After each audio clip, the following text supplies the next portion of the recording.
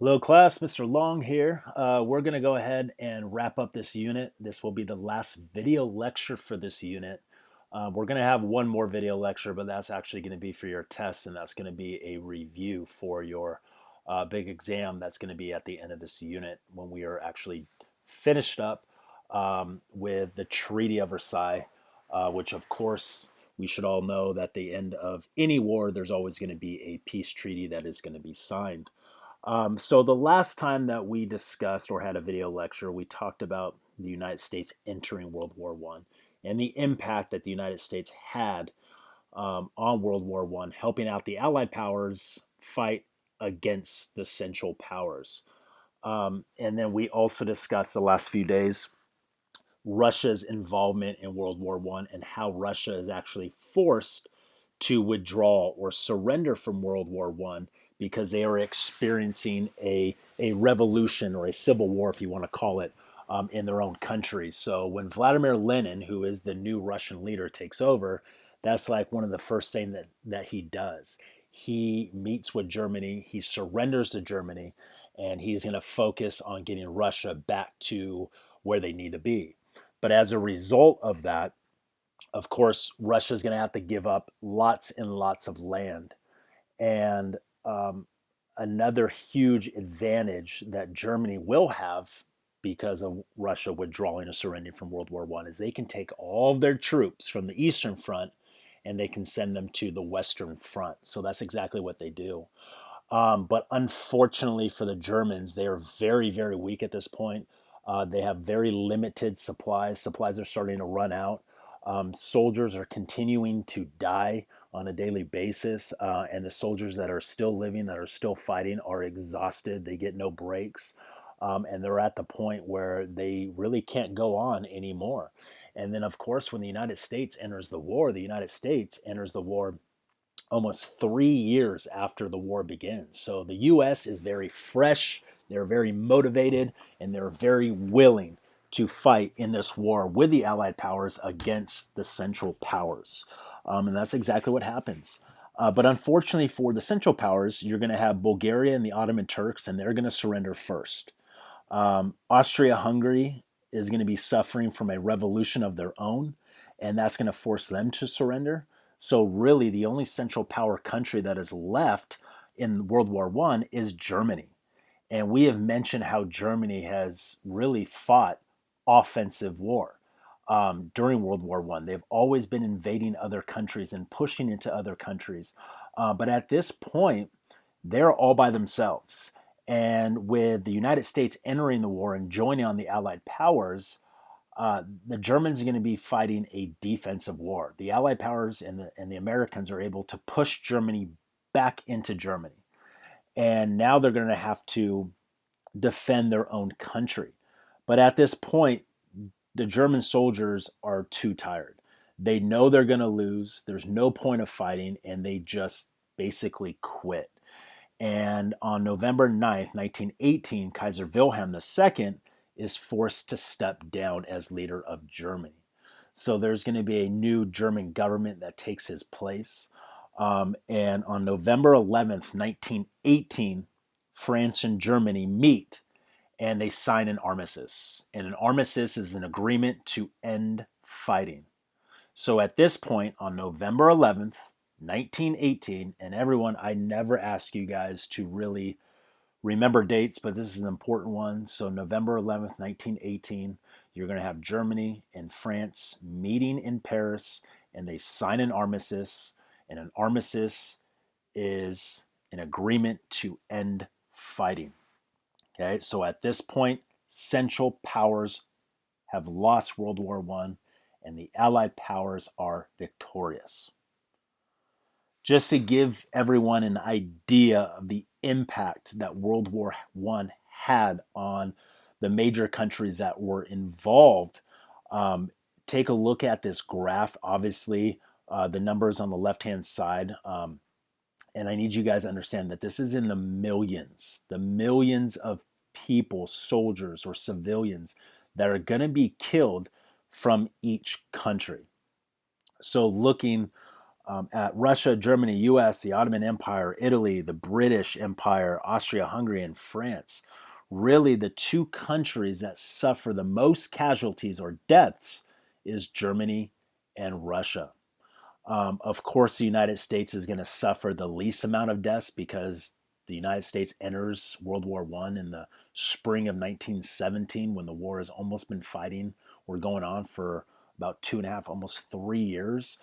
So that's why the United States does not have as many casualties. But this graph should just give everyone an idea of the impact that World War I had on generations. Complete generations of men were completely wiped out in Europe because of this war. It was catastrophic. Besides millions and millions of soldiers being killed, you're also going to have millions and millions of people that were wounded and that are going to be affected for the rest of their life. So it's really important to understand the impact that World War I had on the people that fought in it.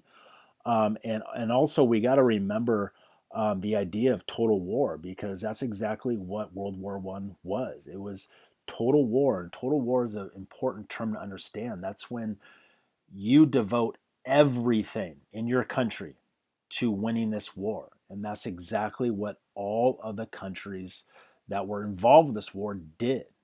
For example, here in the United States, when the men were off fighting in the war, women, they were in the factories. They were working, they were manufacturing ammunition, weapons, uniforms. There was a rationing of food.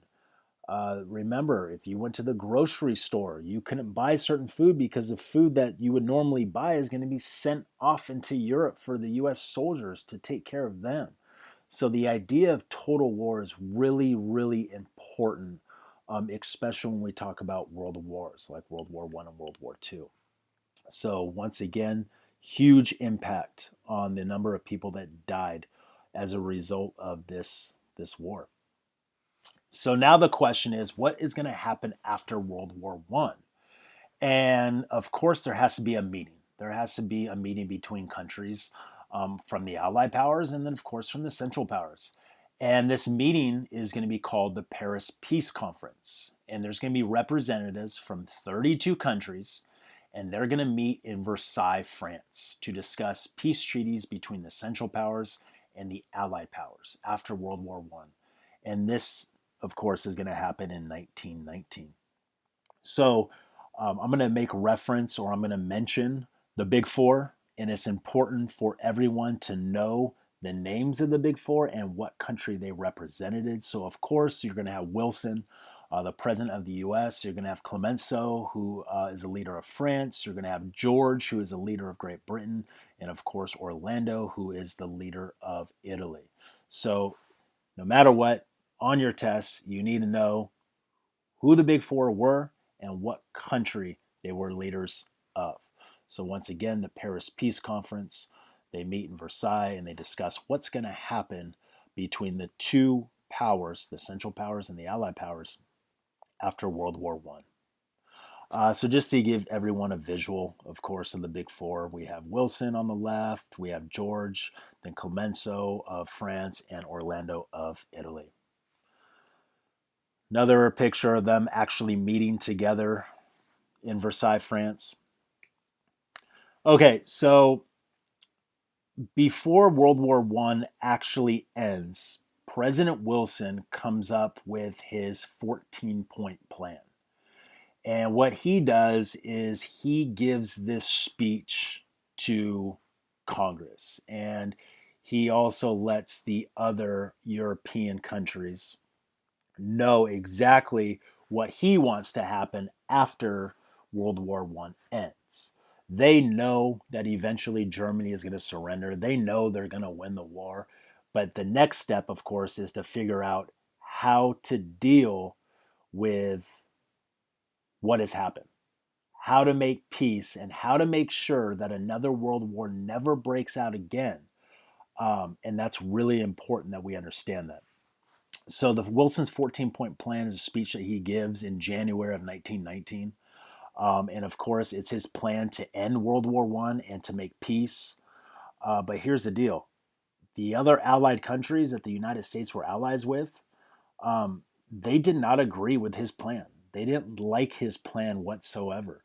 And really, I'm going to kind of jump ahead of myself. They're only going to take one idea from Wilson's 14-point plan, and it's actually going to be the 14th point. It's going to be the very last idea that he has, but we'll talk a little more detail about that when we get there. So once again, Wilson's 14-point plan. It's his way to end World War I and to make peace, but of course the European nations that he's allies with do not agree with his idea or his plan. So there's three major concepts, of Wilson's 14-point plan. The first one is how to remove conflict. If you can remove conflict, there's not going to be any threat of any future wars. So if you can remove conflict between countries, there's not going to be any issues between those countries anymore. Therefore, no one's going to fight against each other. The second main concept is allowing nations to determine for themselves which form of government best suits them. So usually after a major war, the country that wins will go in and kind of set up governments or help set up governments to the country that they just defeated. This has happened several times. But at this point, they are saying, you know what? Allow the country to determine for themselves what kind of government they want. If they say democracy, if it's a communist country, if it's a socialist country, whatever it is, allow that country and their citizens to decide for themselves what they want. And finally, the third major concept of his 14-point plan was creating a world legislator, one that would be representative of all free nations. So, in other words, this last point, all this is saying is you have representatives from countries all around the world, and their main job is to keep peace and to make laws for the world that everyone follows. Moving on, points 1 through 5 are pretty basic. And what I did is I took each point and I just put it in my own terms, shorten things and make it a little bit easier to understand. But point number 1, end secret treaties. We know that the alliance system before the war was a major cause, was a main cause of why World War I broke out. Remember, guys, if you have an alliance with someone, part of that is to back the person up or back up that country if they need help.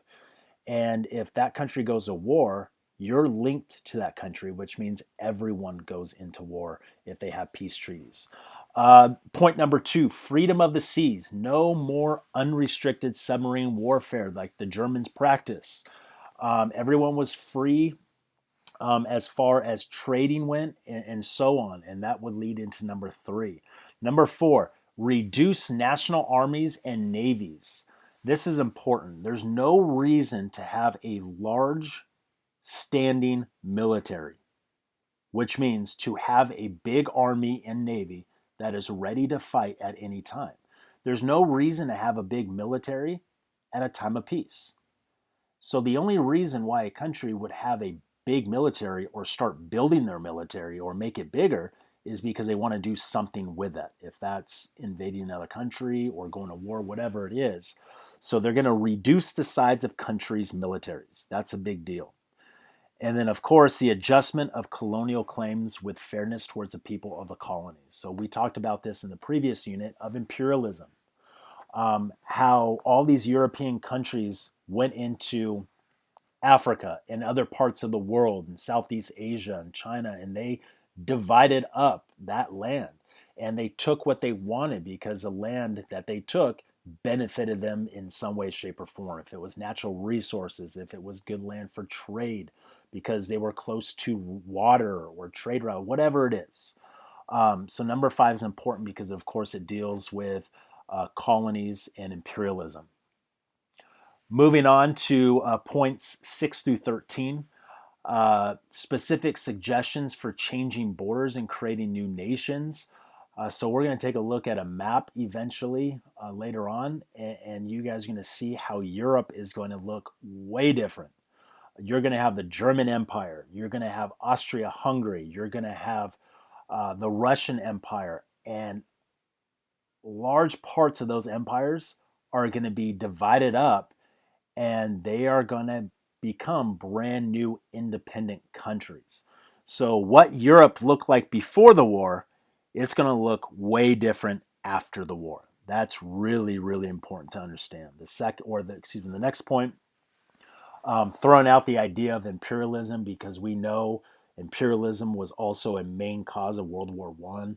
It's when a big, powerful country goes in and takes over a smaller, weaker country because they want something. But unfortunately, that creates competition between countries, which could eventually lead to conflict and war. And then, of course, the third point, the idea of who gets what European colonies. That's really, really important. Self-determination is a vocab word. That's something that you need to make sure that you write down as a definition, because that will also show up on your guys' end of the unit exam. So it's important to know that self-determination means allowing the people to decide for themselves under what government they wish to live. Okay? So if the United States defeats a country in a war, all this is saying is that the United States is not going to go into that country and set up the government the United States wants. It's going to allow that country to set up and run their own government. So it's really important to understand what self-determination means. And finally, the 14th point, as I mentioned before, this is the only point that people will agree with and the only point that they like from Wilson's 14-point plan. And I quote, "General association of nations that would protect great and small states alike." AKA, this is known as the League of Nations. You need to know, guys, Wilson's 14th point is also known as the League of Nations, and all the League of Nations is a group of countries from all around the world, and their main goal is to maintain and keep peace, to make sure another war does not break out. Very important. 14th point, only point taken from Wilson's plan. As a result of this, I mentioned before, the Allied powers are not necessarily going to agree with his 14-point plan.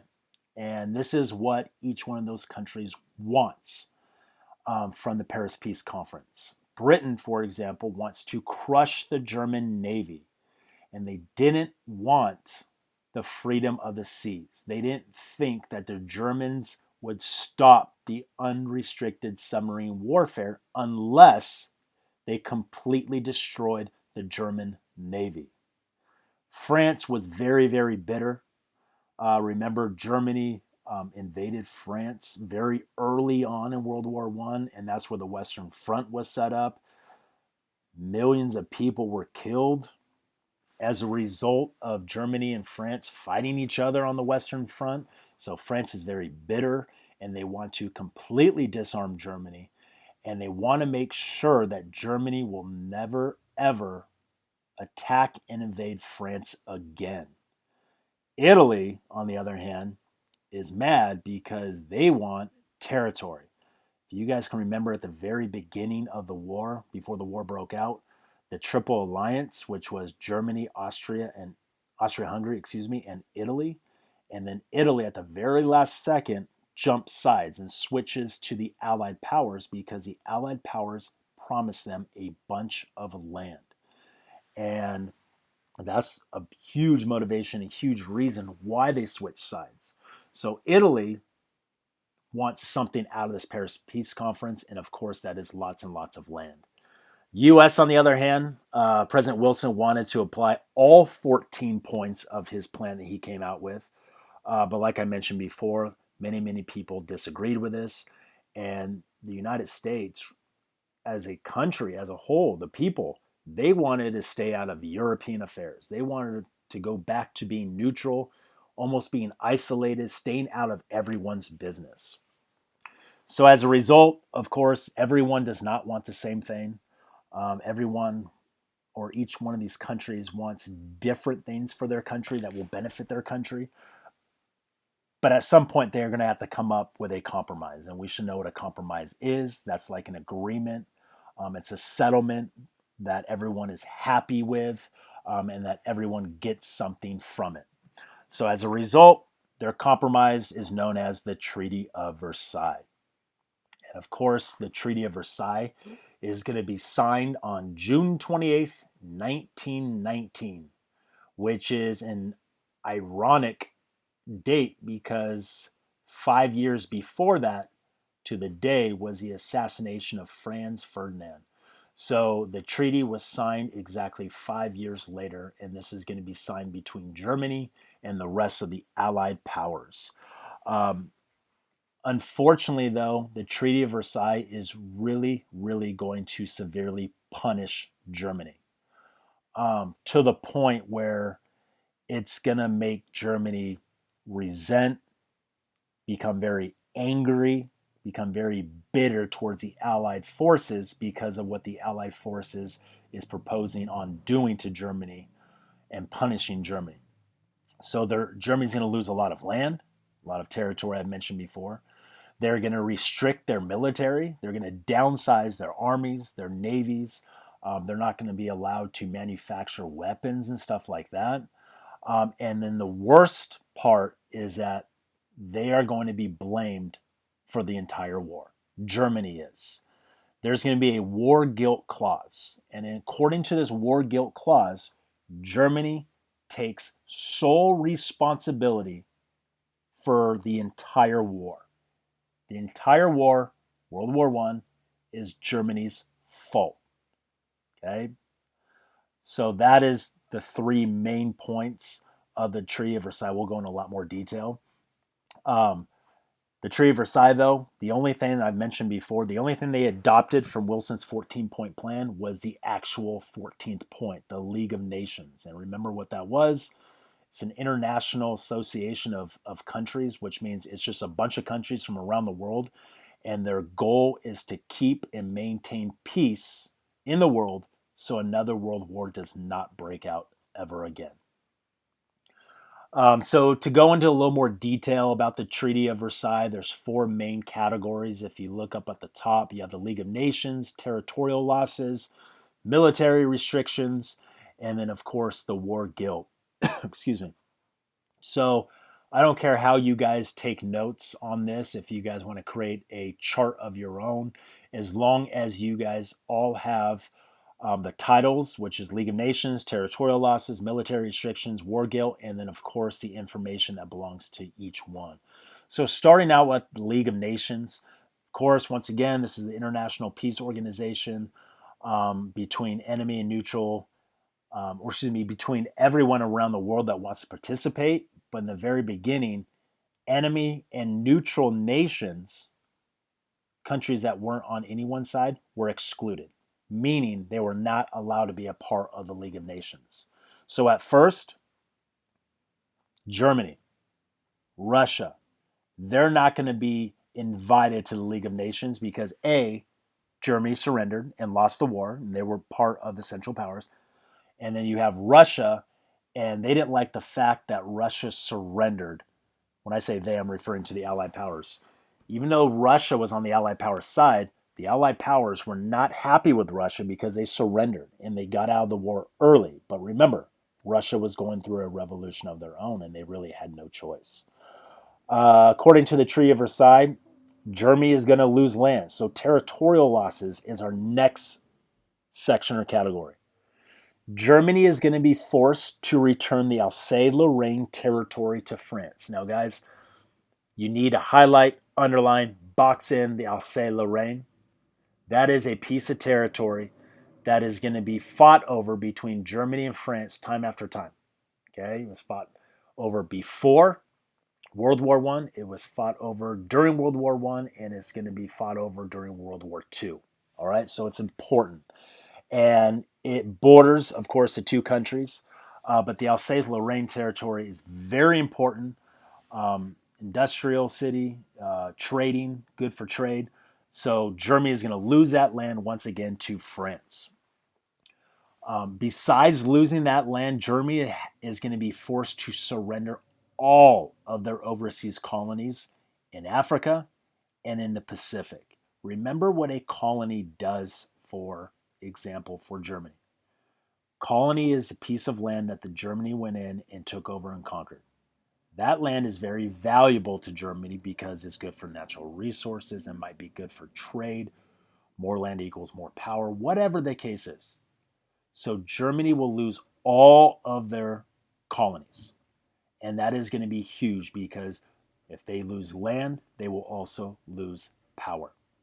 Military restrictions is our next category. They're going to limit the size of the German army. Okay? Now, why do this? Of course, the only reason. If Germany has a very small, weak army, Germany cannot start another war. That's exactly why they limited the size of the German army or military. The Rhineland becomes demilitarized. The Rhineland we'll talk a lot about later on, but the Rhineland is an area between Germany and France. And it is demilitarized, which means Germany cannot set foot in the Rhineland, let alone have soldiers that go into the Rhineland. And what the Rhineland is it acts as a buffer zone between Germany and France. And France wants to make sure that Germany never, ever, ever invades and starts another war ever again. So they set up that buffer zone, which is known as the Rhineland. Germany is prohibited or not allowed from importing or manufacturing any sort of weapons of war. And they're not allowed to build or buy submarines or have any aircrafts. They can't have an air force. So the Treaty of Versailles completely cripples the German military to make sure that they cannot ever rise up again and start another war. Finally, the last category is the war guilt I mentioned before. Sole responsibility for World War I is placed on Germany's shoulders, excuse me. The entire war will be blamed on Germany. No one else's fault but Germany's. Is that necessarily true? Absolutely not. But they are going to force Germany to take sole responsibility. Germany is also going to be forced to pay the Allied powers $33 billion in reparations over 30 years. Now, reparations are damages that they caused during the war. So I want you to think of that number $33 billion in the year 1919. That is a lot of money, especially to a country that has just lost a major war, that has used every resource in their country to fight in this war. Germany is completely bankrupt. Their country is completely destroyed. They have no money. It is going to be almost impossible for them to pay any sort of money back. So hopefully we have an understanding of what the Treaty of Versailles is and how badly it punished Germany and Germany's role in World War I. Now, of course, this peace treaty is only going to last for so long. And I have a quote at the top of this slide. It says, "A peace built on quicksand." And think about quicksand and what quicksand is. Quicksand is not stable, it is not strong. Eventually, whatever's standing or sitting on that quicksand is going to sink. And that's exactly what this treaty was. It was almost like a band aid to cover up very quickly what happened during World War I. They really did not solve any major issues or problems. It actually did the complete opposite. What ends up happening is that because of the Treaty of Versailles and the requirements of the Treaty of Versailles, it is going to leave Germany very bitter, very angry, and all through the 1920s, through their economic depression, it's just going to make it even worse. And then in the 1930s or through the 20s, and of course in the early 1930s, you're going to have the rise of a very intelligent, charismatic individual who promises Germany to be great again and promises Germany that they will be powerful again, and they will get Germany back on its feet again, and Germany back to where they used to be. And of course, we should all know who I'm referring to, and that would be Adolf Hitler. You're also going to have lots and lots of other countries that are not happy with the Treaty of Versailles.